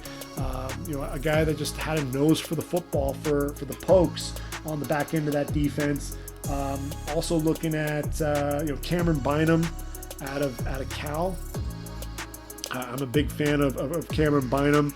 I thought that he was one of the more consistent corners there in all of big Pac-12 play. Jamar Johnson, the safety out of Indiana, 6'1", 197, and the junior, 4 interceptions this past season. He was one of those guys. I thought he did a really good job, just taking the right angle to the football, whether it was the ball carrier or dropping into coverage. He always seemed to be right around the football, making plays, showing up and arriving at the right place at the right time. And you see it, and you're wondering about, is he just getting lucky? But it just seemed like he, time after time, there was Jamar Johnson yet again. I wanted to see him come back for one more year because I thought that maybe he could make a push to be a guy that could come off the board in the first 2 days of the draft, and wanted to see him kind of continue to be that leader of the defense for Tom Allen. Unfortunately, he decided he wanted to enter the draft, but I still think this is going to be somebody that'll still come off the board in that round 5 range. I think that makes some sense. And then one final guy is going to be Avery Williams. Now, here's the thing with Avery Williams, a guy who, may not necessarily be known as a corner as much as he's a return man. And it's just some staggering numbers. He's 5'9", 195, so he's a bit undersized, but still 4 interceptions in his career, 22 pass breakups as well. But he's an All-American for a reason as a return man. 6 punt returns for touchdown, 3 kick returns for touchdown. So when you're looking at this, the versatility and his ability to make plays on special teams, Avery Williams to me is one of those guys. I think if he were a little bit taller, you'd probably see him come off the board in the first 2 days of the draft. He may even come off the board in round 4 as it is, but I've got him penciled in round 5. I think that makes some sense there. And then Kelvin Joseph, a guy that decided he was going to go ahead and declare for the draft there out of Kentucky. A guy who, he has tremendous ball skills. He showed that off with the 4 interceptions in 9 games for the Wildcats. To me, I look at him. I would have loved to see him come back for another year. He decided to opt out and enter the draft. I just don't know that I see him getting drafted any higher than that. When you look at the back end of the draft, what's interesting is round 6. In 2016 and 2019, you saw double-digit defensive backs taken. Last year, we only saw 5, which is kind of that anomaly. It gets us to about 8.4, and I've got 9 coming off the board here. I think USC's Elijah Griffin, best, Pac-12 corner in the South, a guy who not many teams were able to complete passes against. Number 2 there for the Trojans. Benjamin St. Just out of Minnesota, a big physical corner and a guy who had surprising lateral agility there. Derek Forrest out of Cincinnati, he was one of those guys that was a baller there on the back end of the defense, kind of the heart and soul of that defense, along with his running mate there, James Wiggins. And then I'm going to give you a name, a guy that we didn't really get to see in 2020. He opted out, but Ashari Crosswell. He's 6 foot, he's 205, the junior, a year removed from 10 pass breakups and 3 forced fumbles. But look, in his career, 6 interceptions, 19 pass breakups. I haven't studied him a ton, but just looking at what he was able to do there for the Sun Devils, I think he's definitely a day 3 guy worth talking about. Divine Diablo is a big physical safety there for Virginia Tech, and a guy I worry about. Is he a guy that can really play on the back end at the next level? He's 6'3", 228 pounds. is he going to be more of a linebacker than a safety? So he may not end up getting drafted until round 7, but I still have him penciled in round 6 because I think he's a guy that can be physical, especially in the box. Nick McLeod out of Notre Dame is another guy, double-digit pass breakups, multiple years. But a guy I think got exposed there a bit at Notre Dame. He's a bigger guy, some stiffness in his hips. He'll be one of those guys, 6th, 7th round. You kind of worry about, again, that stiffness, whether or not he's ultimately going to get drafted. Shakur Brown, Michigan State, a guy who declared and could potentially end up being a day 2 pick. I think because he did show some ball skills there at the position. Somebody who was just really scratching the surface there for Sparty. Wanted to see him come back for one more year. Ultimately, I decided to declare. He's 5'11", 190, a little bit undersized. Is he going to play? Does he have enough size to play on the outside? Had 5 interceptions this past season in just 7 games there at East Lansing. To me, 6th round right now makes sense for him. And then Keith Taylor, he's a 6'3" corner there for Washington. I like the length on him, and I think 6th round makes some sense there. And then final round, I've got 7 DBs coming off the board here, averaging about 6.2. We had 10 come off the board in 2027 and 2019, so not unheard of there either. Diamador Lenore, a veteran corner there for Oregon. I thought he got exposed a little bit this season, struggled a little bit at times. Jamian Sherwood, a big physical corner there for safety for Auburn, 6'2", 220 pounds. Lamont Wade, more of an undersized, he's a 5'9" safety there for Penn State. Let's see, Nahshon Wright out of Oregon State. Pretty good cover skills, and I think better than expected hips as well. He's 6'4", 188. He's only a junior, played 2 years there for the Beavers in Corvallis. 5 interceptions, has 5 pass breakups. Teams really wanted to kind of stay away from him because of his size and length. You don't see too many 6'4" corners. So when you look at a lot of the corners that come off the board that are have a lot of that size, Lonnie Johnson went to the Texans in round number 2 in 2019. He was one of those taller corners. Isaiah Johnson came off the board in round 4. So some of these bigger corners, Nahshon Wright is one of those, could come off the board much earlier than round 7, and you can potentially see some of these other guys, potentially some of the safeties slide towards the back end of the draft. Mark Webb was a guy really versatile, kind of played all over the place there for UGA. I think he has a shot there to get drafted. Kerry Vincent there for LSU, and Brady Breeze there for Oregon. Look, he was the Pac-12 the Rose Bowl defensive MVP. Opted out in 2020, decided to declare for the draft. Limited athletically, but a guy who I think will end up getting a shot. I think he ends up getting drafted as well. There are a lot of names that I didn't mention that have a chance to end up making themselves known, like Trey Norwood out of Oklahoma, 6', 194. Had 5 interceptions this past season, including one that he took to the house in the bowl game. And so I think Trey Norwood is one of those guys who could definitely move his way into the draft. There are some guys that I've mentioned on the back end there that really are going to have to push and fight to get drafted, and this is one of those guys who I think could end up moving his way into things. At the linebacker position, Ernest Jones out of South Carolina, the 6'2", 230-pound inside linebacker. This is a guy, he really needed to come back to Columbia for one more year. But in the last 2 seasons, 183 tackles, 10.5 tackles for loss.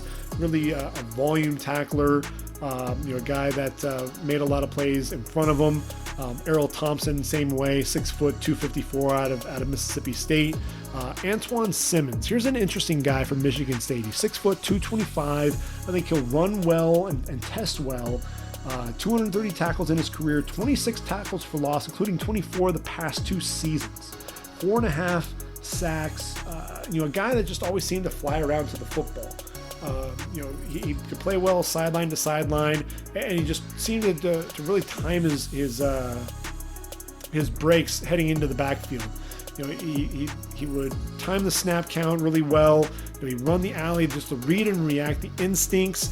To me, he's a guy that he's undersized, but he does fit the mold of that new age linebacker. And the more I look at it, I think Antoine Simmons, because we're going to do this study again. We're going to go ahead and try to figure this out as we get closer to the draft.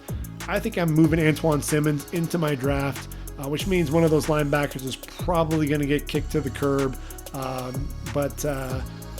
think Antoine Simmons is one of those guys that would make a lot of sense getting drafted, probably in those mid to late rounds, but somebody who I think can definitely make some noise at that linebacker position. So those are the guys that I could definitely see sneaking into the draft. And hey, we made it. We got weird. We took a look at a lot of numbers, a lot of the analytics. And look, I know the draft is an inexact science. I mean, that's why, if everybody had all of this figured out, then we'd be running the NFL franchises. It's one of those things that it's fun. It's fun to sit down. It's fun to take a look at the development of these players and to really evaluate talent, figure out the best fit for these guys. And that's something that we're going to do over the next couple of months. But I wanted to play the numbers game a little bit, take a look at what past drafts shown us. What is the average number of players, and can we accurately predict the number of players to come off the board, in each round at each position? And even better, can we guess who it's going to be? So I think it was at least a lot of fun to take a look at it, to kind of break down some of these players and look, will we see 4 defensive ends taken? And ultimately when I'm looking at it, if we add everything up, you've got 24 defensive ends and 23 defensive tackles. So again, like I said, not out of the ordinary there. And then your linebackers, 37, which would be the most since 2018. And then from a defensive back position, you're looking at 56. So that ultimately would be the most since 2017. That puts us at 140 defensive players. So, we might be a little bit on the high end in terms of our numbers. So ultimately what I'll have to do for our next by the numbers, which we'll be doing sometime probably in April, just to kind of play the numbers game and have some fun with it again. Really make sure that we hone in on the total number of offensive and defensive players, because there's a lot of talent on the offensive side of the football. And I think, we could probably trim things up a little bit there. That defensive tackle position, I think we could probably shave off a few picks there. I think obviously, linebacker, defensive back, there are probably going to be some guys that are going to be undrafted free agents in those areas as well. So it'll be interesting to see exactly how everything plays out. Obviously, we've got the Senior Bowl that's going to happen this weekend that I'm excited to see. We'll be breaking that down in next week's podcast. And then we'll start taking a look at some of the team needs. We're going to take a look at, obviously free agency as we go along. And then we'll start breaking down position by position, take a look at some of my rankings, start talking about and breaking down really what the best fit is going to be for some of these players. And, as I continue to put out some mock drafts, we'll go ahead and take a look at some of those, not only first round, but we'll start talking about the second and third round as well. A little early to get into those second and third rounds. I know a lot of guys in the draft community like to do that. Look at those second, third, fourth, seventh round mocks. I think it's too early to really be able to do a lot of that assessment, until you get to know exactly what's going on from a free agency standpoint. You got a lot of movement. Matthew Stafford's coming on, is going to be on the move. LA, the Rams have entered that conversation now. Jared Goff, it sounds like, may need a fresh start somewhere else. I think, he's kind of worn out his welcome there with Sean McVay. So that's going to be interesting if they can move him with that big contract. Deshaun Watson's formally asked for a trade. What's going to happen with J.J. Watt? Is OBJ going to get traded? A lot of things are going to happen. Who's going to take a quarterback? Who's going to retire? Is Big Ben going to come back for another year? Can Sean Payton talk Drew Brees into coming back for another year? Tom Brady, if he wins another Super Bowl, wins number 7, does he come back to Tampa? Does he keep going? Does he really try to play till he's 45? A lot of questions that need to be answered. And so that's what's going to be fun about this offseason is we're going to be talking about all of this. We're going to break everything down, and we're going to really see exactly what all of this tells us. So that Senior Bowl, like I mentioned, in our next podcast next week, we'll be breaking that down, taking a look at really what we saw, take a look at some of the practice footage. I've mentioned a few of the things that I've seen. I'm one that's talked about Ramondre Stevenson catching the football out of the backfield. He showed he was able to do that at the Senior Bowl. Kadarius Toney looked like one of the better players there, one of the best players, if not the best, in a lot of the drills. Just making some of the cornerbacks look silly with his joystick type movements out there on the field. So we'll have a lot to cover with that Senior Bowl, and then I don't know. We'll see where it takes us after that. So hopefully you've enjoyed the ride. We'll go ahead and do it again here in a few days. So until then, everyone, enjoy your week. And for ReadyForTheDraft.com, this has been the Ready for the Draft podcast. I've been your host, Gregg Schutze. Thanks for getting weird with me on episode 17 of the podcast, and we'll do it again next time. Take care, everyone. And until then, I am out of here.